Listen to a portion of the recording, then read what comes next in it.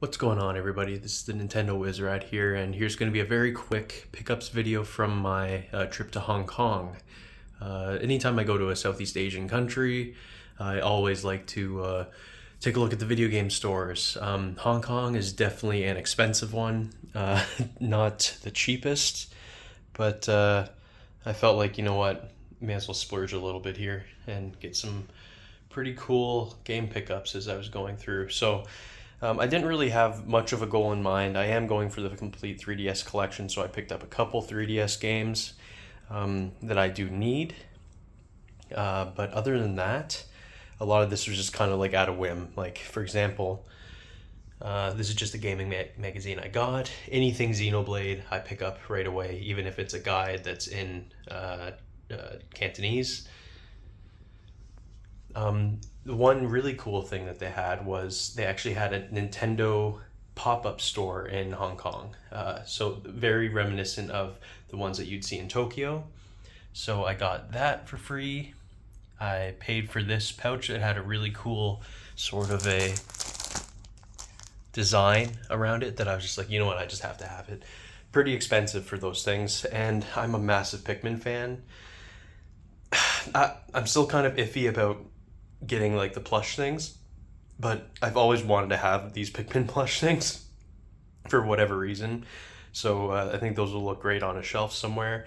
And I saw this that I know was on a was it My Nintendo Reward in, I think, the UK.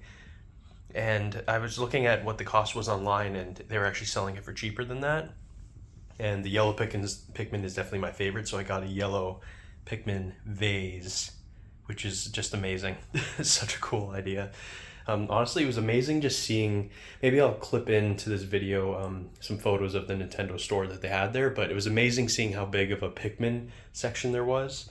Big Splatoon section, Mario section, Zelda section, Kirby section, Animal Crossing, relatively small section.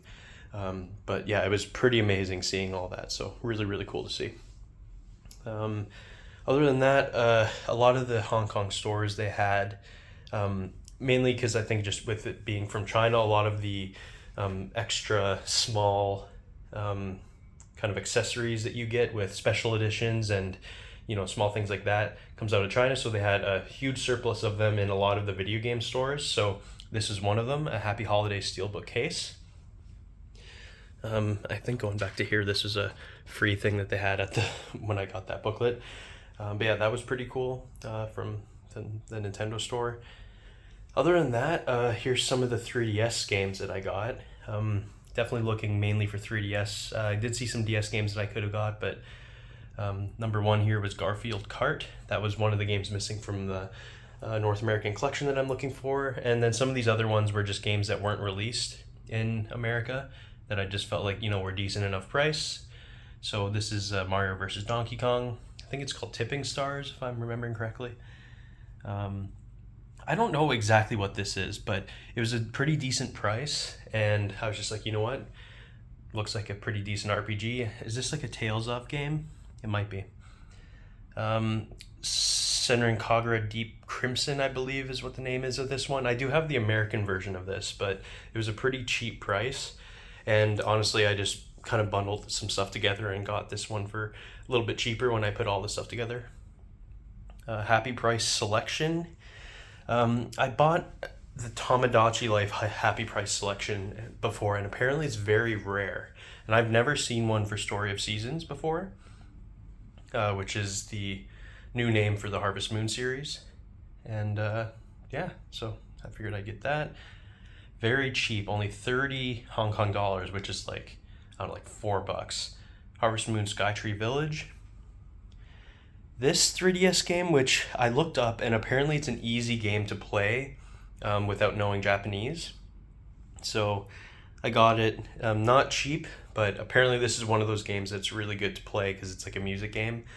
And Umihara Kawase on the 3DS. Love this game. I'm pretty sure I have it on the eShop because it did release only digitally in America, Canada. But yeah, so I finally got the physical edition of it, and I love that series.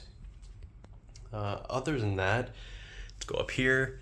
So this is not Summer Love, Summer Lesson. So I was just looking up some of these games that are like, this one's not allowed in America, I guess, or wasn't released there. Um, it's a VR game. It seems like it's pretty weird. It's like you're like a tutor or something, and you're teaching this schoolgirl how to to study or whatever for an exam. But then I don't know, it gets a little weird, I think. So it also had like some special edition piece that came with it, I guess. I think it's actually her tie, which is just kind of weird.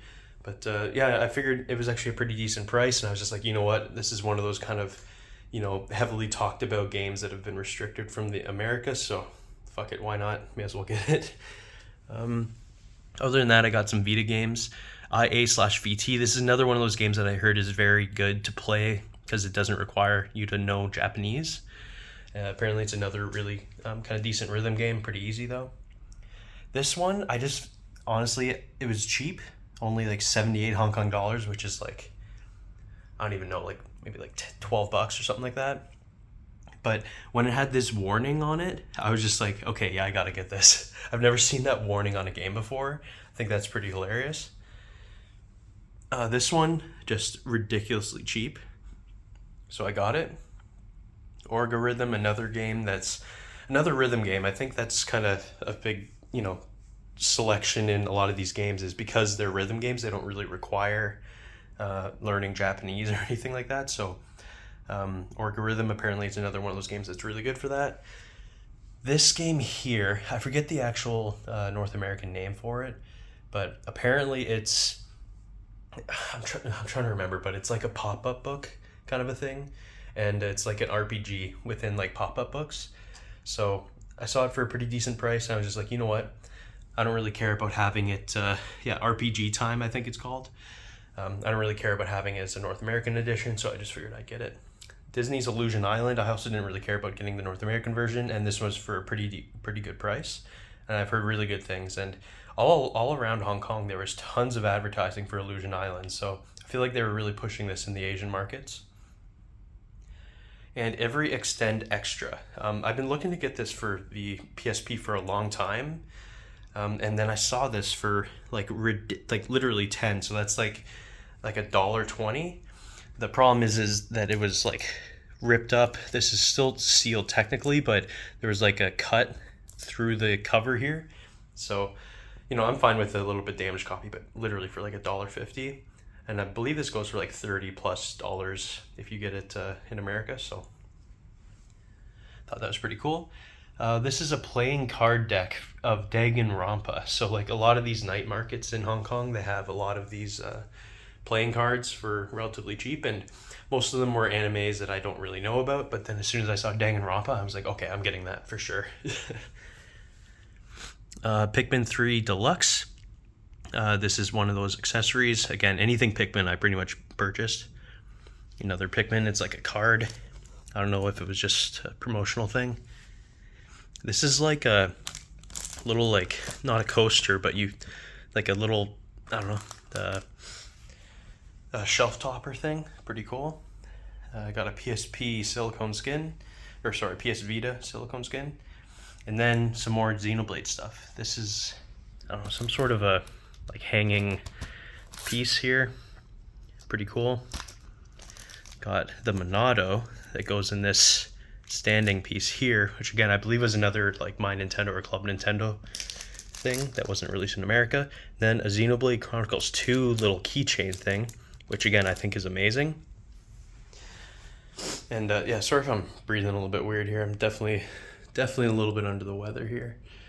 But yeah, there you go. That's all the pickups that I got. Quite a bit, a lot more than I thought I would have got. I did get a couple things in Vietnam, but really it was just kind of like a Switch grip and not much else.